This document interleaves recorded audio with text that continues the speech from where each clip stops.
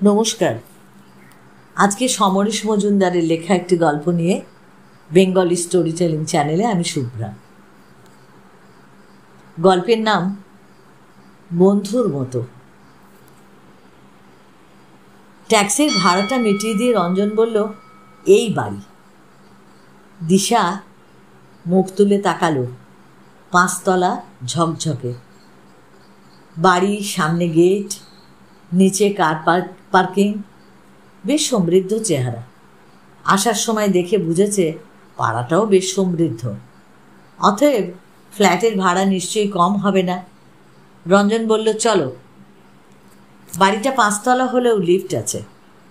দারোয়ান জানতে চাইল তারা কার কাছে যাবে। জেনে লিফট দেখিয়ে দিল। স্বয়ংচালিত লিফট। 12 তলায় উঠে বাঁদিকের দরজায় বেল টিপল রঞ্জন, যার পাশে লেখা রয়েছে আর সামন্ত। কয়েক মিনিট পরে কি হলে চোখের তারা। দরজা ঈষৎ খুলে চেনে আটকে গেল। কি ব্যাপার? এক মহিলার গলা। আমি রঞ্জন, আপনাকে ফোন করেছিলাম। চেন খুললেন যিনি, তার বয়স 70 পেরিয়ে গেছে। পরনে হাউসকোট, কাঁধ ছোঁয়া চুলের উপলি ছোপ। হাত নেড়ে বলব, আসুন। সোফায় মুখোমুখি বসার পর মহিলা জিজ্ঞাসা করলেন, অপু আপনার কথা আমাকে বলেছে, তবু আপনার প্রফেশনটা কি? আমার একটা অ্যাড এজেন্সি আছে, রঞ্জন বলল। আপনি আর অপু একসঙ্গে পড়তেন? হ্যাঁ, আমরা প্রেসিডেন্সিতে একসঙ্গে পড়েছি। এখন কোথায় আছেন? আমার পৈতৃক বাড়ি গড়পাড়ে। বেশ অসুবিধা হচ্ছে ওখানে, রঞ্জন বলল। আমি দিশা, কলেজে পড়াই। কি সাবজেক্ট? ইকোনমিক্স। আমি আপনাদের চা অফার করতে পারছি না, কারণ কাজের মেয়েটা না এখনো আসেনি। উনি চলে যাওয়ার পর অনেক দিন ঠেকিয়ে রেখেছিলাম অপুকে, আর পারলাম না। ওর কাছে যেতেই হচ্ছে। অবশ্য বয়স বাড়ার সঙ্গে সঙ্গে অক্ষমতাও চেপে ধরছে। যাকে অপু যখন আপনাকে রেফার করছে তখন আমার আপত্তি নেই, কিন্তু একটা ব্যাপারে সমস্যা হতে পারে। বৃদ্ধা তাকালেন। হ্যাঁ, বলুন। প্রতি বছর যে কবছর বাঁচব, আমার স্বামীর মৃত্যুদিনে আমি কিন্তু এই ফ্ল্যাটে থাকব। সেই জন্য বছরে দিন 10 জন্য কলকাতায় আসব। মুশকিল হলো আমি কারোর সঙ্গে শেয়ার করে থাকতে পারি না। অপু ওর লং আইল্যান্ডের বাড়ির আউট হাউস আমার জন্য ছেড়ে দিচ্ছে, তাই আমি চলে যাচ্ছি। বৃদ্ধা আচমকা চুপ করলেন। কোনো সমস্যা হবে না। এই ফ্ল্যাট যেমন আছে ঠিক তেমন রেখে আমরা দিন 15 জন্য বাইরে বেড়াতে যেতে পারি। রঞ্জন হাসল। তাহলে তো কোনো সমস্যাই নেই। হ্যাঁ, দেখতেই পাচ্ছেন পুরো ফ্ল্যাটটাই আমার সাজানো। বেডরুম 4টে। আপনারা তো 2 জন, এত লাগার কথাও নয়। একটা ঘর যেখানে আমার স্বামী থাকতেন, আমি ওটা লক করে যাব। চলুন ফ্ল্যাটটা আপনাদেরকে দেখিয়ে দিই। বৃদ্ধা উঠলেন। রঞ্জন বলল, আপনি আমাদের তুমি বলুন। ওটা আমার জিভে চট করে আসে না। বৃদ্ধার ফ্ল্যাট দেখে দিশা খুব খুশি। অন্তত 2500 স্কোয়ার ফিট, আর সর্বত্রই বেশ একটা রুচির ছাপ। কিচেনটাও বিশাল, তাতে সব আছে। বৃদ্ধা বললেন, এখানে থাকলে আপনাদের কিচ্ছু আনতে হবে না। পছন্দ হয়েছে? দিশা হেসে বলল, খুব। আমি একটা অনুমতিপত্র লিখে রাখব, ওটা থাকলে কোনো প্রশ্ন উঠবেই না। হ্যাঁ, আমি কিন্তু 18 তারিখে চলে যাচ্ছি। এখনো 10 দিন বাকি। রঞ্জন হিসেব করল। কিন্তু বৃদ্ধ তাকালেন। রঞ্জন ইতস্তত করল, আসলে অপুর সঙ্গে আমার টাকা পয়সা নিয়ে কোনো কথা হয়নি। টাকা পয়সা কেন? আমি তো আপনাকে ভাড়া দিচ্ছি না। আপনি আমার ছেলের বন্ধু, তাই আপনাকে কেয়ারটেকার হিসেবেই থাকতে দিচ্ছি। এর মধ্যে টাকা পয়সার কথা উঠছে কেন? উল্টে আপনি টেক কেয়ার করবেন বলে আপনাকেই আমার কিছু দেওয়া উচিত। হ্যাঁ, এমনও হতে পারে আমি মন পাল্টালাম, 6 মাস পরে ঠিক করলাম কলকাতায় চলে আসব। তাহলে অন্তত 1 মাস আগে আপনাকে জানাবো। ভদ্রমহিলা জানিয়ে দিলেন। রঞ্জন দিশার দিকে তাকালো। দিশা ঠিক কি বলবে ভেবে পেল না। তাই দেখে বৃদ্ধা মাথা নাড়লেন। না না, 1 বছরের মধ্যে সেরকম কিছু ঘটবে বলে মনে হয় না। আপনি রবিবার বিকেলে আমার সঙ্গে দেখা করুন। বিদায় নিয়ে ওরা বেরিয়ে এলো বাইরে। রঞ্জন জিজ্ঞাসা করলো, কীরকম লাগলো? খুব খারাপ, দিশা হাঁটতে হাঁটতে বলল। কেন? উনি ভাড়া নেবেন না, মনে হবে কারো অনুকম্পায় আমরা থাকছি। অনুকম্পা বলছো কেন? ওর প্রয়োজনের সঙ্গে আমার প্রয়োজন মিলে যাচ্ছে বলেই থাকছি। অপু আমার বন্ধু, ওর সঙ্গে ফোনে এই ব্যাপারে কথা হয়েছে আমার। ইলেকট্রিক টেলিফোন তো ব্যবহার করব আমরা, তার বিল আমরাই দেব, রঞ্জন বোঝালো। রঞ্জনের বয়স এখন 42। এতদিন ইচ্ছে হয়নি বলে বিয়েও করেনি। ওর 2 ভাই বিবাহিত, একজন মুম্বাইতে থাকে আর দ্বিতীয়জন একই বাড়িতে। মা মারা গেছেন গত বছর, আর তারপরেই ওর আলাপ হয় দিশার সঙ্গে। মাথার ওপর কোনো অভিভাবক নেই। আলাপ ঘনিষ্ঠ হলে বিয়ের প্রসঙ্গ আসবেই, আর ওইখানেই সমস্যার শুরু। ইকোনমিক্সে এমএসসি করার পর পরীক্ষা দিয়ে দিশা চাকরি পেয়ে গেছিল দমদমের একটা কলেজে। ওর বাবা মা থাকতে সিউড়িতে। ছাত্রী জীবন কেটেছে হস্টেলে, এখনও সে থাকে ওয়ার্কিং গার্লস হোস্টেলে। একা ঘরে, একটাই ঘরে থাকে। তার এই 38 বছরের জীবনে বাড়তিনেক রোম্যান্সের ছোঁয়া লাগতেও লাগেনি স্রেফ নিষ্ক্রিয়তার জন্য। শুরুর দিকে যে ভালো লাগা তৈরি হতো তা খানিক বাদে ভয়ে রূপান্তরিত হতো। ওর ভাগ্য সুপ্রসন্ন ছিল, কারণ ওই 3 জন পুরুষে ছিল উড়ে আসা নীরের পাখির মতো। নির্বাধবার ইচ্ছে কারো ছিল না। তারপর নিজেকে গুটিয়ে নিয়েছিল দিশা। ছাত্রীদের পড়ানো, লাইব্রেরিতে বই ঘাটায় সময়টা কাটিয়ে দিতে অভ্যস্ত হয়ে পড়েছিল। হঠাৎই রঞ্জনের সঙ্গে আলাপ। একটা ভদ্র মানুষের সঙ্গে ক্রমশ মানসিকভাবে জড়িয়ে গেছে সে। এই 1 বছরে ওরা কোথাও এক রাতের জন্যও বেড়াতে যায়নি, কোনো রেস্তোরাঁর ঘেরাটোপেও সময় কাটেনি। পথ চলতে গিয়ে হঠাৎ সামান্য ছোঁয়াছুঁই আকস্মিকভাবে হওয়া ছাড়া কেউ কারো হাতে হাত রাখেনি। কিন্তু যেই বিয়ের কথা মনে হলো, অমনি সন্ত্রস্ত হয়ে গেল দিশা। প্রায় অচেনা একটা মানুষের সঙ্গে 24 ঘন্টা থাকতে হবে, এই বয়সে মানুষটার প্রয়োজনে বিছানায় বিবস্ত হতে হবে, ভাবতেই কীরকম যেন একটা শীতল হয়ে যাচ্ছিল শরীরটা। আর ঠিক এই সময় মাত্র মাসখানেক আগে বিয়ের কথা উঠল। দিশা মুখ নিচু করেছিল। এই তো ভালো, ভালো না? তার মানে? চোখ কপালে তুলেছিল রঞ্জন। তুমি কি আমার সঙ্গে বাকি জীবন থাকতে চাও না? মাথা নেড়েছিল সম্মতিতে, কিন্তু মুখে কিছু বলেনি দিশা। রঞ্জন গলা নামিয়েছিল। কি ব্যাপার বলো তো? আমার ভয় করে। ভয় কেন? যদি বিয়েটা ভেঙে যায়, এই বয়সে বিয়ে করার পর সেটা হলে মুখ দেখাতে পারবো না। মাথা নাড়ল দিশা, যেন ভবিষ্যতে যেটা ঘটবে সেটা চোখের সামনে দেখতে পেল। রঞ্জন তো অবাক, বলো, আমার মধ্যে কি এমন কিছু দেখেছ যে মনে হচ্ছে বিয়ে ভেঙে যাবে? দূর, তা না, আসলে নিজেকে না, আসলে আমার খুব ভয় করে। কথাগুলো দিশা বললেও দেখাশোনা বন্ধ হলো না। সপ্তাহে অন্তত 4 দিন দেখা না করলে বুকে কিরকম একটা যেন ভার জমে যেত। যেদিন দেখা হওয়ার কথা সেদিন সকালে ঘুম ভাঙতে একটা অদ্ভুত ভালো লাগা ছড়িয়ে পড়ে মনটায়। শেষ পর্যন্ত সে জিজ্ঞাসা করেই ফেলল, তোমার এমন হয়? হয়। রঞ্জন মাথা নাড়ল। শেষ পর্যন্ত ওরা সিদ্ধান্তে এলো একসঙ্গে থাকবে। 2 জন পূর্ণবয়স্ক মানুষ একসঙ্গে থাকতে গেলে বিয়ে করতেই হবে তার কোনো মানে নেই। বিয়ে করার পর স্বামী স্ত্রীরা খেয়ে করেও একসঙ্গে থাকছে, পরস্পরের প্রতি অবিশ্বাস সন্দেহ নিয়েও বিয়ের বাঁধনটাকে ছেড়তে পারছে না। এরকম দৃষ্টান্ত চারপাশে ছড়িয়ে। সেদিন একটা কাগজে সমীক্ষা পড়েছিল, 80% দম্পতির সম্পর্ক সুখের নয়। বিয়ে না করে একসঙ্গে থেকে যদি সেই পরিস্থিতি তৈরি হয়, তাহলে বন্ধুত্ব রেখেই আলাদা হওয়া যেতে পারে। এখন তো বিবাহ বহির্ভূত একসঙ্গে থাকাকে আইন স্বীকৃতি দিয়েছে। বিচ্ছেদের জন্য তো কোর্টে যেতে হচ্ছে না, সেখানে দাঁড়িয়ে দুজনের কেচ্ছা শোনাতেও হবে না।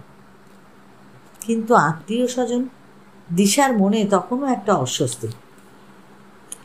কৈফিয়ত দেওয়ার দরকারটা কি? প্রশ্নের মুখ কি চাপা দেয়া যায়? বলবে আমরা ভালোবেসে একসঙ্গে থাকছি, যদি না থাকতে পারি তাহলে তো হাসাহাসির পাত্র হব। তা হব, হয়তো ওদের সামাজিক অনুষ্ঠানে আমন্ত্রণ পাবো না। না পাই, ও নিয়ে আমি মোটেই ভাবিত নই। আচ্ছা, যদি বলি বিয়ে করেছি, রেজিস্ট্রি করেছি, তাহলেই তো সব মুখ বন্ধ হয়ে যাবে। মিথ্যে কথা? যুধিষ্ঠিরও বলেছিল। দিশা বলল, লোকে জানুক, কিন্তু ছাড়াছাড়ি যদি হয় তাহলে তো উকিলের কাছে ছুটতে হবে না, তাই না? কিন্তু তুমি যদি প্রথম থেকেই হু গাও। হু গাই মানে কি? ওই যে এখনো একসঙ্গে থাকলাম না, আর তুমি ছাড়াছাড়ির কথা ভাবছো। এত বেশি ভাবলে তো সত্যি হয়ে যেতেও পারে। রঞ্জন বলল, না, উল্টোটা ভাবছি বলেই ওটা যাতে সত্যি না হয় তার জন্য সতর্ক থাকবো আমরা। বিয়ের মন্ত্রের চেয়ে বিয়ে না করে থাকার অঙ্গীকারে অনেক বেশি দায়িত্ব এসে যায়, তাই না? দিশা খুব সহজ হয়েছিল। সিদ্ধান্ত নেওয়া মাত্রই তো কার্যকর করা যায় না। রঞ্জনের পক্ষে ছোট ভাই আর তার স্ত্রীকে জানাতে সময় লাগলো। জানার পর স্বাভাবিকভাবেই একটা মিশ্র প্রতিক্রিয়া দেখা গেল। এতদিন পরে দাদা বিয়ে করছে, পাত্রীটা তাদের অপরিচিতা, শাস্ত্র মেনে বিয়ে হবে না, এবং বিয়ের পর দাদা বৌদি এ বাড়িতেও থাকবে না। তারা যে উপেক্ষিত, এতে মনে ক্ষুণ্ণ ভাব এলেও ওরা যে এই বাড়িতে থাকছে না, তাতে কিন্তু এক ধরনের স্বস্তিও এলো। একটু দূরের আত্মীয়রা আশা করলো একটা উৎসবের আয়োজন করা হবে এবং সেখানেই তারা স্বীকৃতি দেবেন। রঞ্জন জানিয়ে দিল কোনো উৎসব করা হচ্ছে না। সবাই ভাবলো বেশি বয়সের বিয়ে বলে রঞ্জন হয়তো লজ্জা পাচ্ছে। দিশা অবশ্য তেমন কোনো প্রশ্নের সামনে পড়েনি। দীর্ঘকাল একা থাকার ফলে শিউরির বাড়ির সঙ্গে সম্পর্ক তো শিথিল হয়েই এসেছিল। ভাইরা রোজগার শুরু না করা পর্যন্ত সে টাকা পাঠিয়ে দিয়েছে প্রতি মাসে। তখন বাড়ি গেলে যে আদর যত্ন পেত, ওরা প্রতিষ্ঠিত হওয়ার পর টাকা পাঠানো বন্ধ করলে সেটা দ্রুত কমে গেল। সে বিয়ে করবে না, বাকি জীবন একা থাকবে, এরকমটাই ধরে নিয়েছিল সবাই। অতএব ওরা যখন দিশার চিঠিতে ব্যাপারটা জানতে পারল, তখন চুপচাপ মেনে নিল। ছোট ভাই জানতো দিশার প্রভিডেন্ট ফান্ডের নমিনি হিসাবে তার নাম আছে। দিদি কি সেটা বদলে দেবে?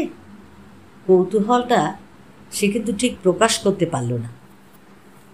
রবিবারে গিয়েছিল রঞ্জন। বন্ধুর মায়ের সঙ্গে দেখা করে কাগজপত্র নিয়েছিল। ওই ফ্ল্যাটের টেলিফোন আর ইলেকট্রিকের টাকা ওর ব্যাংক থেকেই দিয়ে দেওয়া হয়। প্রতি মাসে রঞ্জনকে সেই অ্যাকাউন্টে বিলের টাকা জমা দিতে হবে। কেয়ারটেকার ডেকে তিনি রঞ্জনের পরিচয় দিলেন আত্মীয় বলে। ওর অনুপস্থিতিতে রঞ্জন সস্ত্রীক এখানে থাকবে। ফ্ল্যাটে ঢোকার একটা চাবি তিনি রঞ্জনকে দিয়ে বললেন, অন্যটা আমার কাছে রইল। আপনার ফ্লাইট কবে, কখন? কেন, তুমি কি আমাকে দমদমে পৌঁছতে যাবে নাকি? আপনি যদি আপত্তি না করেন। না না, ও ব্যাপারে আমার কোনো অসুবিধা হয় না। তাছাড়া তুমি তো তোমার বন্ধুর মায়ের খবর কোনোদিন নাওনি। এখন এসব করলে মনে হবে চক্ষু লজ্জায় করছো, ভদ্রমহিলা বললেন। দিন ঠিক হলো, মাসের প্রথম তারিখেই ওরা নতুন জীবন শুরু করবে। তবে দুজনে আলাদাভাবে ওই বাড়িতে যাওয়া ঠিক নয়। ওরা যে বিবাহিত নয় তা প্রচার করে লাভটা কি? অতএব রঞ্জন ট্যাক্সি নিয়ে দুপুরের শেষে দিশার হস্টেলে এলো। এক্ষেত্রে হস্টেলের ঘর ছেড়ে দেওয়াই স্বাভাবিক। দিশাও ভেবেছিল প্রতিপক্ষকে নোটিশ দিয়ে দেবে। যে ঘরে দীর্ঘকাল একা কাটলো সেই ঘরে নিশ্চয়ই অন্য মেয়ে আসবে। শেষ মুহূর্ত সে মত বদলালো। সে এখনও ছেড়ে দেওয়ার সিদ্ধান্ত না জানিয়ে কিছুদিন পরেও তো জানানো যেতে পারে। বিশেষ কাজে কিছুদিন বাইরে থাকতে হবে বলে টাকা দিয়ে গেলে কর্তৃপক্ষ নিশ্চয়ই মেনে নেবে। তার এতদিন এখানে থাকার কারণে কেউ প্রতিবাদ করবে না। শেষ পর্যন্ত অবশ্য সেটাই করলো সে। দুটো সুটকেস হস্টেলের দারোয়ান তুলে দিয়ে গেল ট্যাক্সিতে। ট্যাক্সি ছাড়তে রঞ্জন বলল, তোমার যাবতীয় সম্পদ ওই দুটোই ভরে গেল? না বলতে গিয়ে সামলে নিল দিশা। উত্তরে শুধুই হাসল। ঘর ছেড়ে না দিয়ে আসার কথা শুনলে রঞ্জনের কি প্রতিক্রিয়া হবে তো তার জানা নেই। পরে ওকে বুঝিয়ে বলা যাবে। জিজ্ঞাসা করলো, তোমার? সব তো আনা যায় না, ওই যা প্রয়োজনীয় তাই নিয়ে এসেছি। ওখানে তো কোনো কিছুর অভাব নেই, শুধু ব্যক্তিগত জিনিস থাকলেই দিব্যি চলে যাবে। তারপর স্বর নামিয়ে জিজ্ঞাসা করলো, দিশা, এখন এই মুহূর্তে তোমার কেমন লাগছে? দিশা বললে, যেমন লাগা উচিত। রঞ্জন হাসলো, আর কথা বাড়ালো না। একটা ঘর তালা বন্ধ, কিন্তু তাতে কিছু যায় আসে না। দুজনের জন্য ফ্ল্যাটটা এত বড় যে প্রথমেই একটা কাজের লোকের কথা মনে এলো দিশা। এতদিন সে হস্টেলের একটা ছোট ঘরে থেকেছে, ঘরটাকে পরিষ্কার রাখতে তার মোটেই বেশি পরিশ্রম করতে হতো না। কিন্তু এত বড় ফ্ল্যাট পরিষ্কার রাখা তার একার পক্ষে সম্ভব নয়। জিনিসপত্র নামিয়ে রেখে ওরা হল ঘরের সোফায় বসেছিল। দিশা জিজ্ঞাসা করলো, তোমার বন্ধুর মায়ের নিশ্চয়ই কোনো মেড সার্ভেন্ট ছিল, সে কোথায়? রঞ্জনের মনে পড়ে গেল, ও তোমাকে তো বলাই হয়নি। রবিবারে যখন ওর সঙ্গে দেখা করতে এখানে এসেছিলাম তখন প্রসঙ্গটা তুলেছিলাম। শুনলাম যে কাজ করত সে নাকি দীর্ঘকাল ওর সঙ্গে ছিল।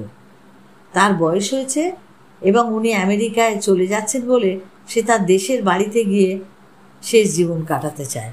অতএব তাকে আর পাওয়া যাবে না। বাহ, তাহলে এখন কি হবে? খুঁজে পেতে হবে। কেয়ারটেকারকে বললে নিশ্চয়ই একটা ব্যবস্থা করে দেবে কাউকে। তাহলে যাও, আজই বলে এসো, কাল সকাল থেকেই চাই। রঞ্জন উঠল, টেবিলের কাছে গিয়ে বলল, লোকটাকে এখানে ডাকি? ইন্টারকমের বোতাম টিপে অনুরোধ জানিয়ে ফিরে এসে বলল, আজকে রাত্রে আর বাড়িতে রান্না করার দরকার নেই, বাইরে খেয়ে নেব। রান্না করতে হলে কিভাবে হতো? কেন, চিকেনে তো গ্যাস সিলিন্ডার আছে, ব্যাস গ্যাস জ্বাললেই রান্না হয়ে যাবে। রান্নার আগে তো বাজার করতে হবে। ও তা তো বটে, আসলে কোনোদিন সংসারের এদিকটা নিয়ে তো ঠিক এতটা মাথা ঘামায়নি। আমিও তাই, 17 বছর হস্টেলে রান্না খাচ্ছি, রান্নাঘরে ঢোকার দরকারই ছিল না। তাহলে তো তোমার পক্ষে রান্না করার সমস্যা হয়ে যাবে। চিন্তা করল রঞ্জন। হাসল দিশা, এসব নিয়ে আমরা আগে আলোচনা করিনি, করাটা আমাদের উচিত ছিল। কেন, তাহলে সিদ্ধান্ত নেওয়ার আগে ভাবনা চিন্তা করা যেত। দিশা মুখটা তুলল, দূর, সম্পর্ক ভালো হলে এটা কোনো পয়েন্টই না। আজকাল হোম ডেলিভারির মাধ্যমে দারুণ খাবার পাওয়া যায়। এ বাড়িতে একটা ভ্যাকুয়াম ক্লিনার আছে দেখছি, ওটা দিয়ে আমি রোজ ধুলো পরিষ্কার করে দেবো। জামা কাপড় লন্ড্রিতে দেওয়া যাবে।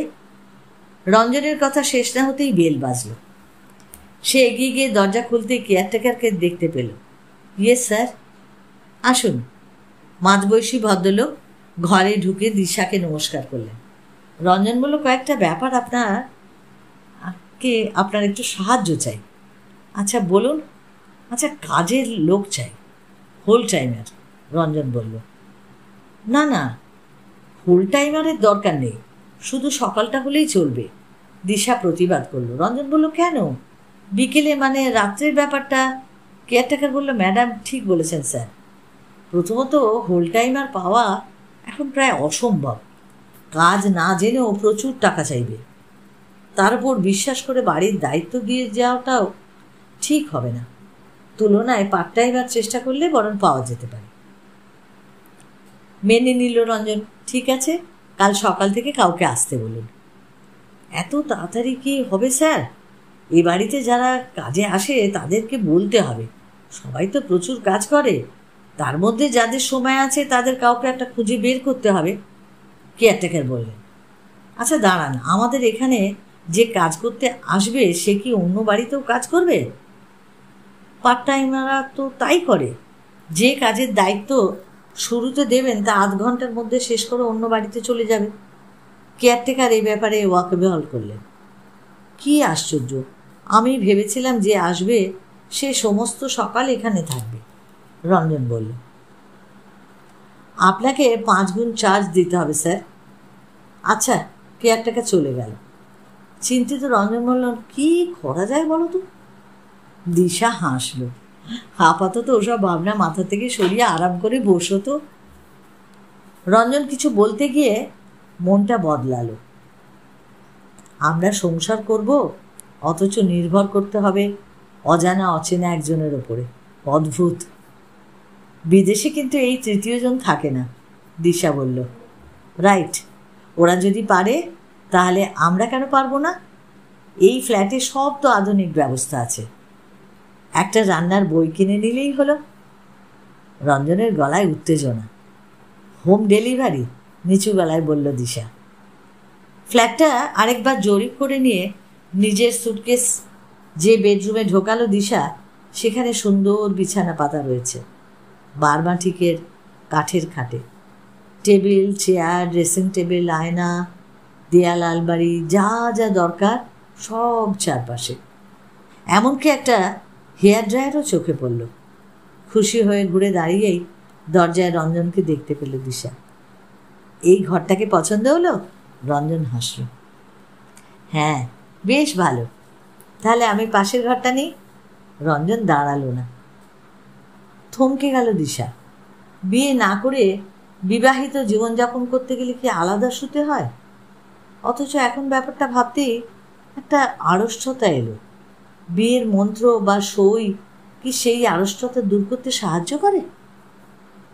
আবার একসঙ্গে এক ঘরে থাকলেই কি সে রঞ্জনকে দেয়াল, ড্রেসিং টেবিল ভাবতে পারবে? ওর সামনে পোশাকটা পাল্টাতে পারবে? অসম্ভব।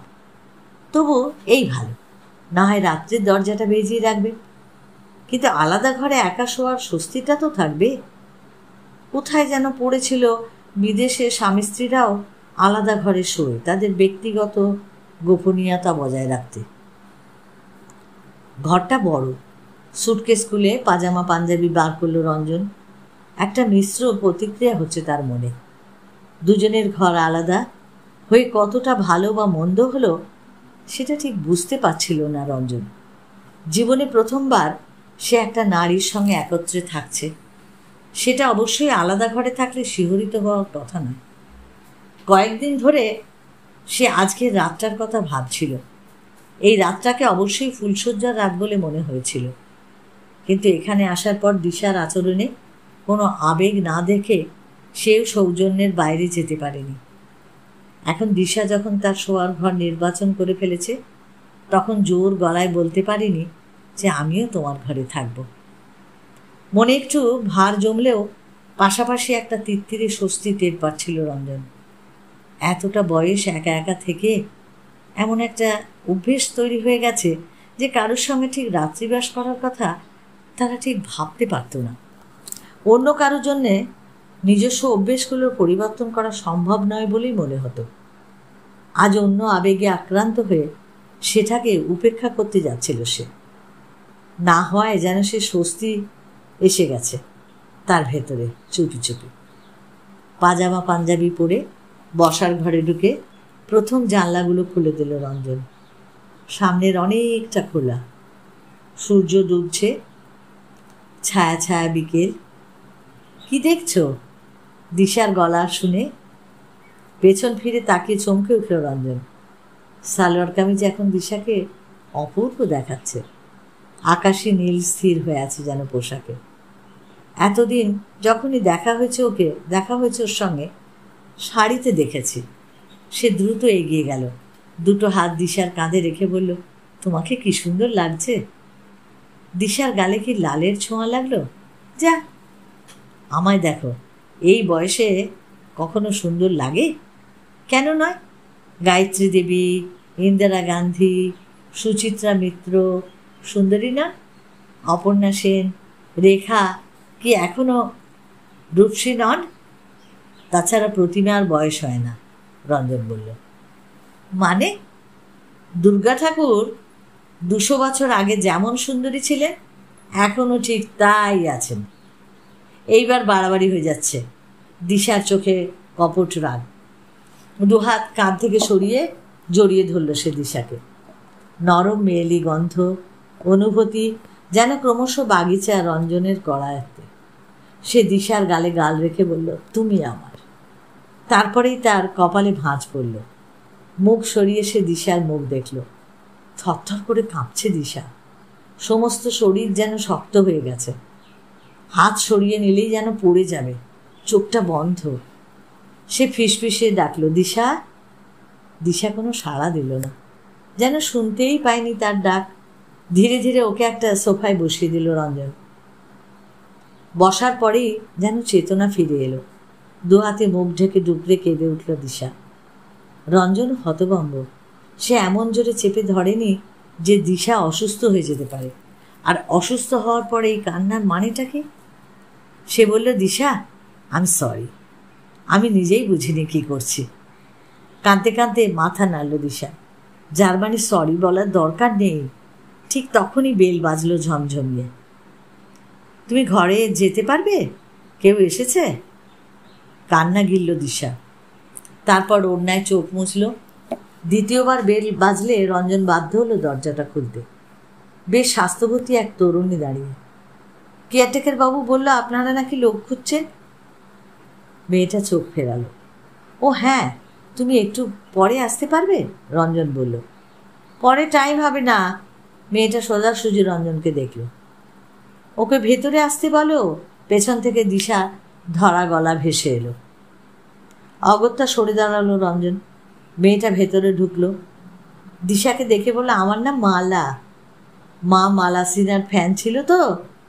আপনি বৌদি? দিশা চকিতে রঞ্জনের দিকে একবার তাকিয়ে নিয়ে বলল, তুমি কাজ করবে?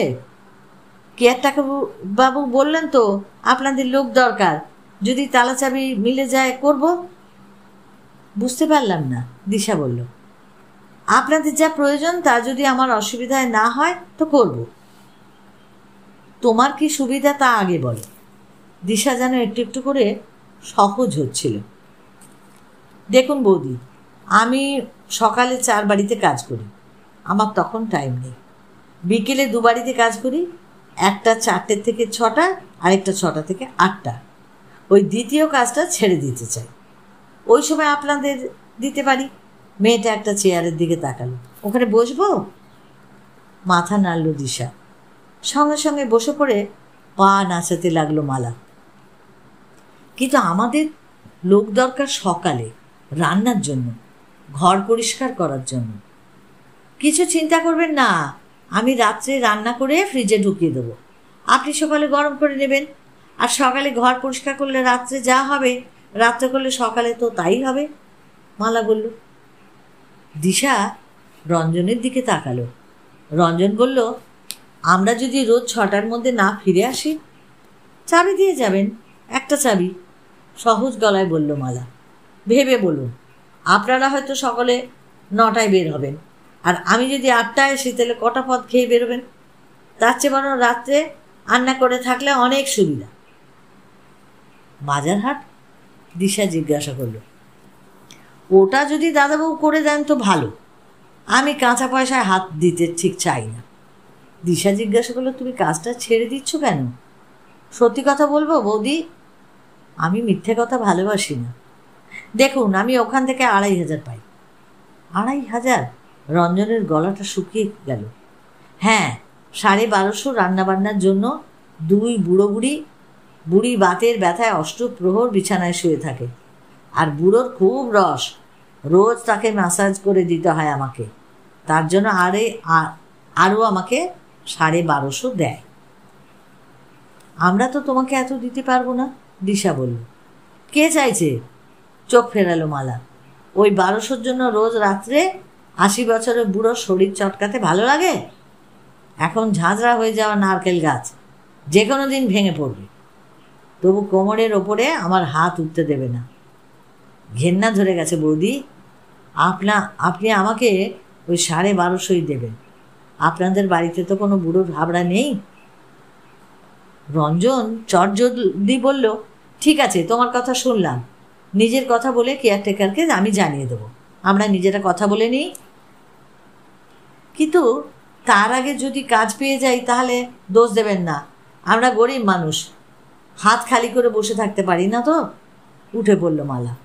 ঠিক আছে, তুমি কি আজ থেকে কাজে লাগবে? তার মানে আপনি আমাকে রাখবেন? হ্যাঁ, দিশা মাথা নাড়ল মালা। তাহলে কেয়ারটেকারকে ফোন করুন। কেন? দিশা ঠিক বুঝতে পারল না। আমি কে, সত্যি সত্যি উনি আমাকে পাঠিয়েছেন কিনা জেনে নিন। আজকাল তো আমাদের ছবি থানায় পাঠাতে হয়। নিশ্চিত হয়ে নিয়ে কাজে লাগতে বলুন, পরে আমাকে দোষ দিতে পারবেন না। শেষ কথাগুলো মালা বলল রঞ্জনের দিকে তাকিয়ে। অগত্যা রঞ্জন রিসিভার তুলে যাচাই করে নিয়ে দিশার দিকে তাকিয়ে ঘাড় নাড়ল। এবার খুশি হলো মালা। আপনাদের রান্নাঘরটা বোধহয় ওদিকে, যাই আগে দেখে আসি। সে চোখের আড়ালে যেতেই রঞ্জন চাপা গলায় বলল, খুব টকেটিভ। দিশা হাসল, মনে হচ্ছে ভালো কাজ জানে। একটু এক্সপেরিয়েন্স। আমাদের বাড়িতে যে রান্না করে সে 1200 পায়। একটু এক্সপেন্সিভও হয়ে যাবে, তাই না বলো? দিশা বলল, আমার অবশ্য এই ব্যাপারে কোনো অভিজ্ঞতা নেই জানো। বৌদি বলতে বলতে ফিরে এলো মালা। সবই আছে দেখলাম, কিন্তু সবজি, মাছ, মাংস কিচ্ছু নেই। আজ রাতের খাবারটাও কালকের সঙ্গে করে দিচ্ছি। কি খাবেন? যা হোক কিছু করে দাও, দিশা বলল। ভাত বা রুটি? আমি রুটি। রঞ্জন বলল, আমি ভাত। 2 রকমের ঝামেলা করবেন না বাবু। ঠিক আছে, রুটি খাচ্ছি রাত্রে, সকালের জন্য ভাত করো। এবার আপনি যান, 1 কেজি আলু, 500 পেঁয়াজ, আদা, লঙ্কা, সবজি যা পাবেন আনবেন, আর কাটা পোনা 500, তাড়াতাড়ি ফিরবেন বলেই ভেতরে চলে গেল মালা। সর্বনাশ, আজই বাজার যেতে হবে? দিশার দিকে তাকালো রঞ্জন। খেতে হলে যেতে হবে। আজকে আমরা কোনো রেস্টুরেন্টে খেতে পারতাম। কাল সকালে কি করতে? আমার তো 10টায় ক্লাস। বেস্ট ছিল কোনো হোম ডেলিভারি সংস্থাকে বলে দেয়া। তাই দাও, কিন্তু একে তো কাজ করতে বলে দিয়েছ। রঞ্জন বিরক্ত হয়েছে, বোঝালো। তারপর নিজের ঘরে ঢুকে গেল। সঙ্গে সঙ্গে ফিরে এলো মালা। বৌদি, দাদা তো এখানকার কিছুই চেনে না। চেনে না তো? তাহলে তো এখন মুশকিলে পড়বে। ঠিক আছে, আমাকে টাকা দিন, প্রথম দিনটা আমিই বাজার করে দিচ্ছি। দাদা সঙ্গে যাক, আমি চিনিয়ে দিচ্ছি। সেটাই ভালো বড়। টাকা নিয়ে রঞ্জন প্রস্তাবটা শুনে বলল, কোনো অসুবিধা হবে না, খোঁজ করলেই লোকে বলে দেবে। আমি একাই যাচ্ছি। রঞ্জন বেরিয়ে গেল। ওই যা, দাদা বাজারের ব্যাগ নিয়ে তো গেল না। কিনে নেবে? কিনবে কেন? রান্নাঘরে 4টে ব্যাগ রয়েছে। থাক, আগে যেখানে থাকতে সেখানে দাদা বাজার করতো না? না, তাই মুখ অমন হয়েছে। হাসলো মালা। তোমরা রান্নায় ঝাল খাও না? খাও না মিষ্টি খাও? এই মাঝামাঝি খাই। তোমাদের অনেক দিন বিয়ে হয়েছে? কেন? না, দাদা ও ঘর থেকে বের হলো তো, তোমার জিনিস দেখলাম ওপাশের ঘরে। বেশি দিন বিয়ে হয়ে গেলে শিক্ষিত স্বামী স্ত্রীরা দেখছি আলাদা শোয়। মালা বলল। দিশা হাসার চেষ্টা করলো। অবশ্য একসঙ্গে শোয়া পার্টি দেয় হতো দেখেছি, দিনভর ঝগড়া, সন্দেহ, গালমন্দ, অথচ রাত্রে এক বিছানায় এসো। কিন্তু কেউ কারোর সঙ্গে কথা বলে না। খেয়ে করেও একসঙ্গে থাকবে, আবার ছাড়বেও না। আমার সঙ্গে যার বিয়ে হয়েছিল সে খেয়ে শুরু করতেই 1 বছর মানিয়ে নিতে চেয়েছিলাম। যখন দেখলাম শুধরালো না, তখন লাথি মেরে বেরিয়ে এলাম। সবাই বলে, মালা আবার বিয়ে কর। পুরুষগুলো দিন রাত ছোকছোক করে, অথচ বলি ন্যাড়ার বেলতলায় যায়। মালা তো কথাগুলো বলেই চলেছে। তাহলে এত রোজগার করছো কেন? ভবিষ্যতের জন্য বৌদি। যখন শরীরটা ভেঙে যাবে, পরিশ্রম করতে পারবো না, কেউ ফিরেও তাকাবে না, তখন বাঁচতে হবে না বলে হাসলো। তোমাদের দেখে বেশ ভালো লাগলো। কেন? এই এত বড় বাড়িতে যত ফ্ল্যাট আছে তার 10টার মধ্যে 9টায় স্বামী স্ত্রী সুখে নেই গো। 3টে বৌদি যে দুপুরে ফুর্তি করতে যায় তা আমি জানি। স্বামী সব জেনেও চুপ করে থাকে। একে কি বিয়ে বলে গো? বলো বৌদি। মালা বলল, যাই একটু তোমাদের জন্য চা নিয়ে আসি। রাতের খাবার 9:30 খেয়ে নিল ওরা। ঠিক 8:15 মালা চলে গেছে। খেতে খেতে রঞ্জন বলল, না, মেয়েটা তো রান্না বেশ দেখছি বেশ ভালোই। শুধু বেশি বকবক করে। তা করুক, জানো জীবনে আজ প্রথমবার বাজার করলাম। বাজারে ঢোকার পর বুঝলাম ব্যাপারটা বেশ একটা থ্রিল আছে। কোনো কিছু করার আগে বোঝা যায় না সেটা ভালো না খারাপ। তারপর বাইরের আলো নিভিয়ে নিজের ঘরে বসে ম্যাগাজিনের পাতা উল্টাচ্ছিল রঞ্জন। দরজায় শব্দ হতে ফিরে তাকালো। দিশা দাঁড়িয়ে আছে। এসো না, একটা কথা বলতে এলাম। দিশার গলার স্বরটা প্রায় খাদে। হ্যাঁ, আরে বসে বলো না। রঞ্জন চেয়ার ছেড়ে খাটে গিয়ে বসল। দিশা চেয়ারে বসল। বসে বলে, আমার খুব খারাপ লাগছে। কেন? আমি কি কোনো অন্যায় করেছি? না না, দেখো আজ আমাদের প্রথম দিন, প্রথম রাত। আমাদের আলাদা থাকা উচিত নয়, কিন্তু ভেতরে ভেতরে কীরকম একটা আড়ষ্টতা, তোমাকে বোঝাতে পারবো না। এটা আমাদের ভাঙা দরকার। তুমি আমাকে সাহায্য করবে? কাঙালের দৃষ্টি দিশার চোখে। নিশ্চয়ই। তাহলে চলল, তোমার বা আমার ঘরে নয়, ওই পাশের খালি ঘরটায় আমরা একসঙ্গে থাকি। আমাকে একটু সময় দাও। নীল আলো জ্বলল। পাশাপাশি শুয়ে ওরা গল্প করছিল। রঞ্জন দিশার শরীরে ঘ্রাণ পাচ্ছিল। একটা জোক শুনে দিশা ছেলে মানুষের মতো হাসল। তারপর রঞ্জন বলল, এই আমার কিন্তু খুব ঘুম পাচ্ছে। দিশা বলল, ঘুমিয়ে পড়ো। দুজনের মধ্যে তখন মাত্র 1 ইঞ্চির ব্যবধান। এই সুন্দর গল্পটা যদি তোমাদের শুনে ভালো লাগে তাহলে তোমরা অবশ্যই লাইক করো, প্রিয়জনকে শেয়ার করো। আর যারা এখনও আমাকে সাবস্ক্রাইব করনি, নতুন, প্লিজ প্লিজ একটু সাবস্ক্রাইব করে আমার পাশে থেকো। সকলে ভালো থেকো আর অপেক্ষায় থেকো আমার পরবর্তী গল্পের জন্য।